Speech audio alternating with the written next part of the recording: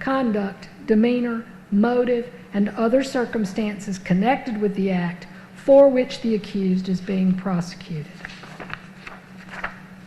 Every person is presumed to be of sound mind and discretion, but this presumption may be rebutted. You may infer, if you wish to do so, that the acts of a person of sound mind and discretion are the product of that person's will, and a person of sound mind and discretion intends the natural and probable consequences of those acts. Whether or not you make any such inference or inferences is a matter solely within the discretion of the jury. Every party to a crime may be charged with and convicted of commission of the crime. A party is a party to a crime only if that person directly commits the crime, intentionally helps in the commission of the crime, or intentionally advises, encourages, hires, counsels, or procures another to commit the crime.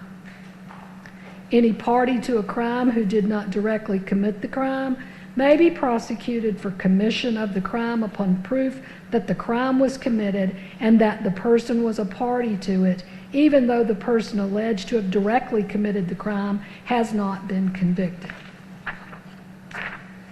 Knowledge on the part of the defendant that the crime of murder was being committed and that the defendant knowingly and intentionally participated in or helped in the commission of such crime must be proved by the state beyond a reasonable doubt. If you find from the evidence in this case that the defendant had no knowledge that a crime was being committed, or that the defendant did not knowingly and intentionally commit, participate, or help in the commission of the alleged offense, then it would be your duty to acquit the defendant. On the other hand, should you find beyond a reasonable doubt that the defendant had knowledge that the crime of murder was being committed and that the defendant knowingly and intentionally participated or helped in the commission of it, then you would be authorized to convict the defendant. A jury is not authorized to find a person who was merely present at the scene of the commission of a crime at the time of its perpetration guilty of consent in and concurrence in the commission of the crime, unless the evidence shows beyond a reasonable doubt that such person committed the alleged crime, helped in the actual perpetration of the crime, or participated in the criminal endeavor. For malice murder, the state must prove that the defendant caused the death of another person unlawfully and with malice aforethought. The killing must have been done with malice to be murder. Malice, as the term is used here, is not necessarily ill will or hatred. Rather, it is the unlawful intent to kill. You may find malice when the circumstances show that the defendant acted with the deliberate intention to unlawfully take the life of another person. You may also find malice where there does not appear to be significant provocation and all the circumstances of the killing show an abandoned and malignant heart. The state does not have to prove premeditation to prove murder. If a killing is done with malice, it is murder, regardless of how briefly the malicious intent existed. No specific length of time is required for malice to arise in the defendant's mind. Malice may be formed in a moment, and instantly a fatal wound may be inflicted. If malice was in the defendant's mind at the time of the act or the killing and moved the defendant to do it, that is enough for the killing to be murder. The state does not have to prove motive to prove murder. Any evidence of motive has been admitted for your use in determining the defendant's state of mind at the time of the killing. For felony murder, the state must prove that the defendant caused the death of another person by committing a felony. The state does not have to show that the defendant acted with malice to prove felony murder. Escape is a felony, which I will define for you shortly.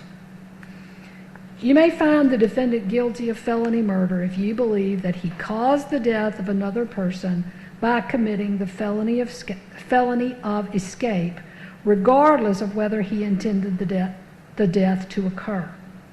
There must be some causal connection between the felony and the death.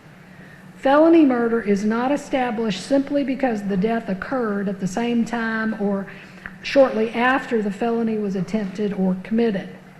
The felony must have directly caused the death or played a substantial and necessary part in causing the death, regardless of when the death ultimately occurred. A person commits the offense of escape when that person, having been convicted of a felony, intentionally escapes from lawful custody or from any place of lawful confinement while armed with a dangerous weapon.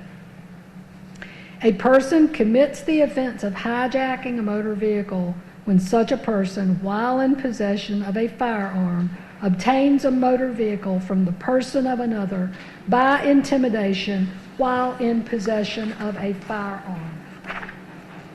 Now, ladies and gentlemen, the law provides that criminal actions shall be tried in the county in which the crime was committed, except as otherwise provided by law. In a prosecution, in any case in which it cannot be determined in what county the crime was committed, venue is proper and may be proved in any county in which the evidence shows beyond a reasonable doubt that it might have been committed. Venue, that is, the crime was committed in Putnam County, Georgia, is a jurisdictional fact that must be proved by the state beyond a reasonable doubt as to each crime charged in the indictment, just as any element of the offense. Venue must be proved by direct or circumstantial evidence or both. Now, ladies and gentlemen, if after considering the testimony and evidence presented to you together with the charge of the court, you should find and believe beyond a reasonable doubt that the defendant in Putnam County, Georgia, did on or about June 13, 2017, commit the offense of malice murder as alleged in count 1 of the indictment, you would be authorized to find the defendant guilty. In that event, the form of your verdict would be, we the jury find the defendant guilty. If you do not believe that the defendant is guilty, or if you have any reasonable doubt as to the defendant's guilt, then it would be your duty to acquit the defendant, in which case the form of your verdict would be, we the jury find the defendant not guilty. Now, we've attempted to make it easy for you, and we've done a verdict form, and you would just go through that process for each count of the indictment. And so you will see it's count 1, and it goes through all the counts, and then it has not guilty or guilty, and all you need to do is have your foreperson put an X mark on whichever one that you find. And then you will see at the bottom there is a place for your foreperson to date the verdict form, and then a place for the foreperson to sign the actual signature, and then a printed name so that we have no doubt about who is doing it. So this form hopefully will make it easier for you to write down what it is your findings are, and then you would do those on each of the counts of the indictment, and this will go out with you. Now, ladies and gentlemen, by no ruling or comment that the court has made during the progress of this trial, has the court intended to express any opinion upon the facts of this case, upon the credibility of the witnesses, upon the evidence, or upon the guilt or the innocence of the defendant. Your verdict should be a true verdict, based upon your opinion of the evidence according to the laws given you in this charge. You are not to show favor or sympathy to one party or the other. It is your duty to consider the facts objectively without favor, affection, or sympathy to either party. In deciding this case, you should not be influenced by sympathy or prejudice because of race, creed, color, religion, national origin, sexual preference, local or remote residence, or economic status, for or against either party. One of your first duties in the jury room will be to select one of your number to act as foreperson, who will preside over your deliberations and who will sign the verdict to which all 12 of you freely and voluntarily agree. I know that 12 number got you. We're going to be separating some of you out momentarily. You should start your deliberations with an open mind. Consult with one another and consider each other's views. Each of you must decide this case for yourself, but you should do so only after a discussion and consideration of the case with your fellow jurors.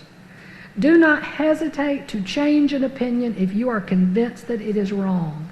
However, you should never surrender an honest opinion in order to be congenial or to reach a verdict solely because of the opinions of the other jurors. Whatever your verdict is, it must be unanimous. That is agreed to by all of you. The verdict must be in writing and signed by one of your members as foreperson, dated and returned to be published in open court. And I think I've already said, but I will say again, by no ruling or comment that the court has made during the progress of this trial have I intended to express any opinion upon the facts of this case, upon the witnesses, upon the evidence, or upon the guilt or the innocence of this defendant. Now, during your deliberations, you must not communicate with anyone other than your fellow jurors about this case. You're also not permitted, again, to conduct any research about this case, including persons, places, or legal concepts mentioned during the trial. That applies not only to in-person communication, but also to communication or research using cell phones, text messaging, websites, blogs, or social media of any kind. Now, what I want to tell you is that we are going to let you go to the jury room. I know lunch is probably ready as well. And so you've got to get the evidence too. So just what we're going to do is you can go ahead and select your foreperson, but don't begin deliberations. After you are done with lunch, then we'll bring those in and bring you the evidence, because you don't need to start deliberating until you have that, the indictment and the verdict form as well. But here, I want to give you some instructions in regard to contacting the court. All of it must be in writing. So whoever your foreperson is, if you have a question, if you need something, write it down. Then if you would, knock on the door. There will be a bailiff outside your door at all times. Knock on the door. They will get your note, and we will get a response back to you just as soon as possible. So just understand, I have to have it written down because we have to get everybody back so that we can get you an answer, okay? All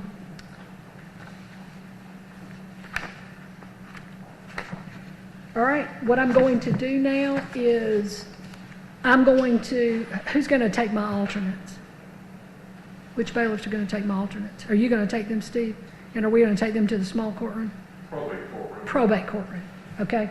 So, and we'll make sure your lunch gets down there, but I'm going to need jurors, Ms. Piles, Mr. Levins, Mr. Allen, and Ms. Duncan.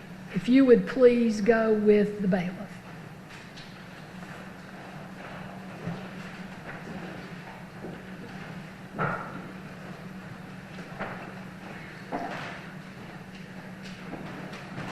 And as they go, I'm going to let the other jurors go into the jury room, the one you've been in, but do not begin your deliberations until you get the indictment and the verdict form, which we're not going to bring to you till after lunch so you can eat, okay? All right, you are now excused.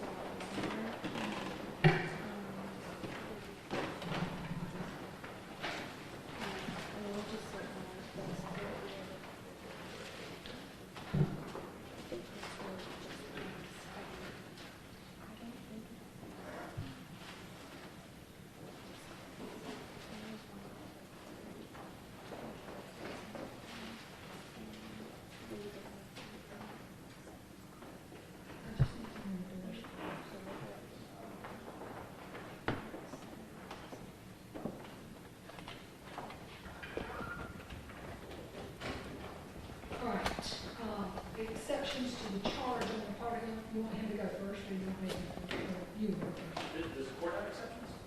No. Okay. We have requested our requested charges, which was on mere presence, and it was our own specific request of the court that required that, rejected it, and said you were going to give the pattern charge. I'm still requesting this one. I think it's accepted with the exclusion of defense. Okay, but I was looking, I did give you a present from the, Yes, Judge. okay, pattern, I'm just making sure, all right. And that had already been noted. Yes, So, and any exceptions to the charge on the part of the state? No, Your Honor. Now, we also have to do UAP review, so I want to review parts 4, D, and E. Let me turn there.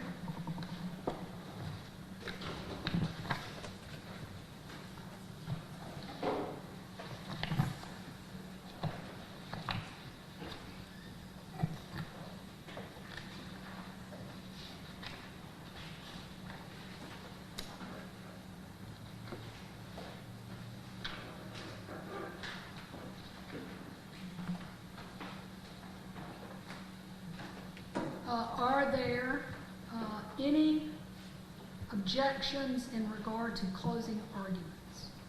No, Your Honor. No, Your Honor. And are there any other issues we need to discuss relative to the charge? No, Your Honor. Let me see. And you know that we've already been over the form of the verdict, so subsection F, we don't have any objections to the form of the verdict. Is that correct? That's correct. Both of you believe that the verdict form we have sent makes it clear.